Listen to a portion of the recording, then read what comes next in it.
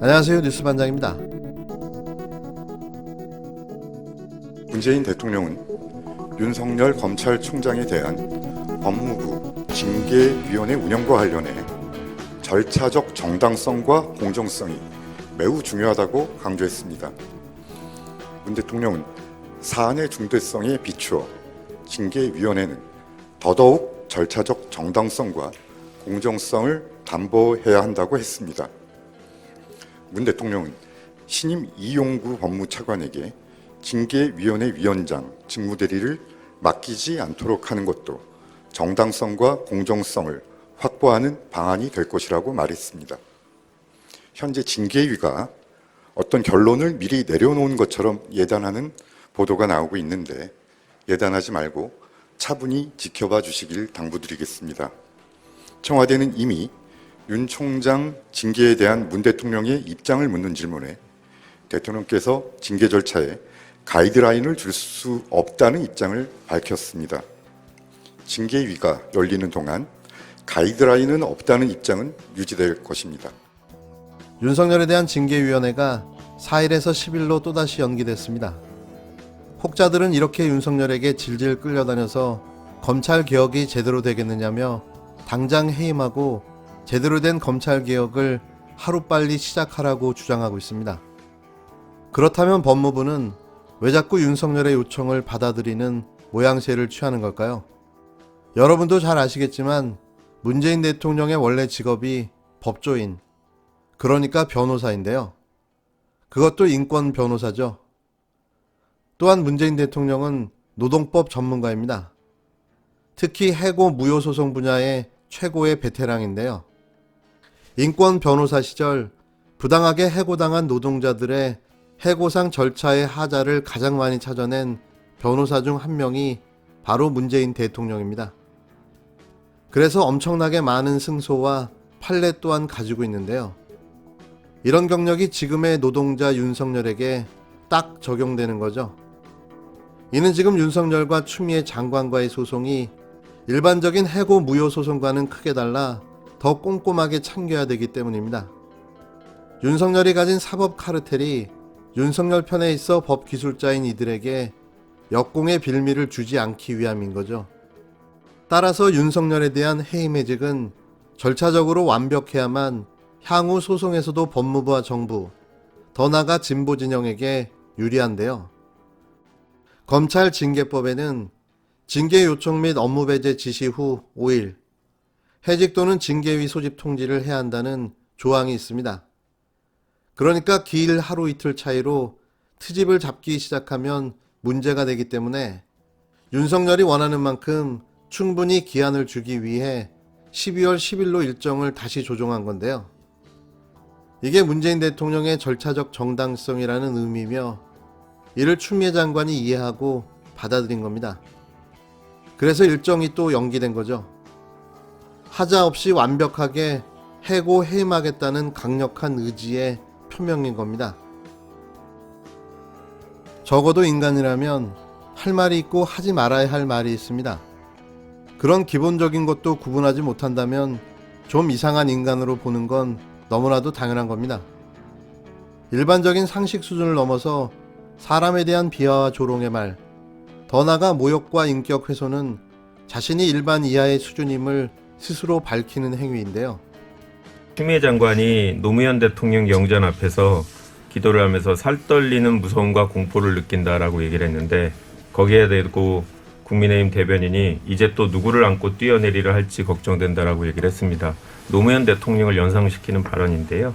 지지율 1위에 흥분하시는 것 같은데 노무현 대통령이 민주당 지지자들한테 민주당 사람들한테 어떤 의미인지 모르고 이런 망언을 하신지 모르겠습니다. 사과하십시오. 국힘당이 3일 추미애 법무부 장관의 SNS 글에 대해 국민에게 외면당한 법무부 장관의 마지막 몸부림을 본다고 비판했습니다.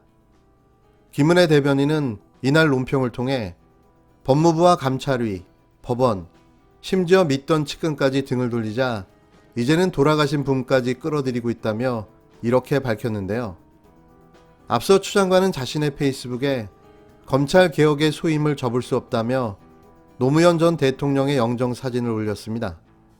김 대변인은 의원 추미애가 노 전 대통령 탄핵을 주도했던 하소연을 왜 국민들이 들어야 하냐라며 구차한 변명은 친문 세력과 따로 만나 하시라고 지적했는데요. 이어 한줌 권력을 막판까지 남김없이 흡입하려는 망자 소환, 한평생 공정과 통합의 결단을 해온 고인이 들으면 혀를 찰 일이라며 백척 간두에서 흔들림 없이 진일보하게 추락이다. 갈피를 못 잡는 장관, 이제는 또 누구를 안고 뛰어내리려 할지 걱정이다라고 비판했습니다. 김 대변인은 살이 떨리는 무서움과 공포는 추 장관이 아닌 국민이 충분히 겪고 있다. 이제 그만 국민을 놓아달라며 문재인 대통령은 추 장관의 정상적인 장관직 유지가 가능할지부터 가늠한 뒤 해임으로 추 장관을 자유롭게 해달라고 촉구했습니다. 정말 반짝 지지율에 도취한 걸까요? 설마 자신이 한 말이 무슨 말인지 모르지는 않겠죠. 감히 그 입으로 고 노무현 대통령을 소환할 수 있는지 제 귀가 의심스러운데요. 하지 말아야 할 엄청난 실수를 해버리고 말았습니다. 감히 노무현 대통령을 그 입에 담다니 정말 한 줌도 안 되는 검찰 권력과 결탁해 끊임없이 정권을 장악해 자신들의 이익을 채우려 하는 친일 독재 세력들의 후회, 이번 그 발언이 가져올 엄청난 후폭풍이 당신들을 공포로 몰아넣을 겁니다. 감히 노무현 대통령을 입에 담다니 실로 대단할 뿐입니다. 이낙연 더불어민주당 최측 대표 최측근이 어젯밤 숨진 채 발견됐습니다. 초대형 펀드 사기 혐의를 받는 옵티머스 자산운용 측으로부터 총선 때 이낙연 후보 사무실에 복합기 임대료 몇십만 원을 지원받은 혐의로 그저께 검찰 조사를 받다가 실종됐는데요. 스스로 목숨을 끊은 것으로 보입니다. 받았다고만 해라. 나머지는 우리가 알아서 할게. 검찰의 강압적 수사에 또 한 명의 생명이 스스로 세상을 떠났습니다. 옵티머스 복합기 임대료 지원 의혹과 관련해 검찰 수사를 받던 더불어민주당 이낙연 대표 측근이 3일 스스로 생을 마감했는데요.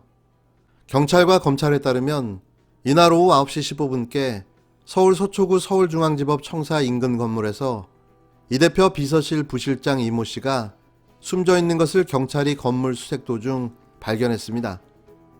이 씨는 전날 서울중앙지검에 출석해 변호인이 동석한 가운데 오후 6시 30분까지 조사를 받았고 저녁 식사 후 조사를 재개할 예정이었으나 다시 나타나지 않았는데요. 경찰은 가족으로부터 이 씨에 대한 실종 신고를 접수하고 휴대전화 위치 추적 등을 통해 소재를 파악하다가 그를 발견했습니다. 이 씨는 숨지기 전 가족들에게 미안하다는 말을 한 것으로 알려졌는데요. 서울시 선거관리위원회는 지난달 이 대표가 지난 2월에서 5월 옵티머스 자산운용 관련 업체인 트러스올로부터 종로 선거사무실 복합기 임대료 월 11만 5천 원을 지원받았다는 의혹과 관련해 이 씨 등 2명을 정치자금법 위반 혐의로 검찰에 고발했습니다. 이에 대해 서울중앙지검은 이런 일이 발생해 매우 안타깝게 생각하며 유가족분께 깊은 애도를 표한다는 입장을 밝혔는데요. 왜 윤석열 검찰이 수사만 하면 이런 일이 반복되는 걸까요?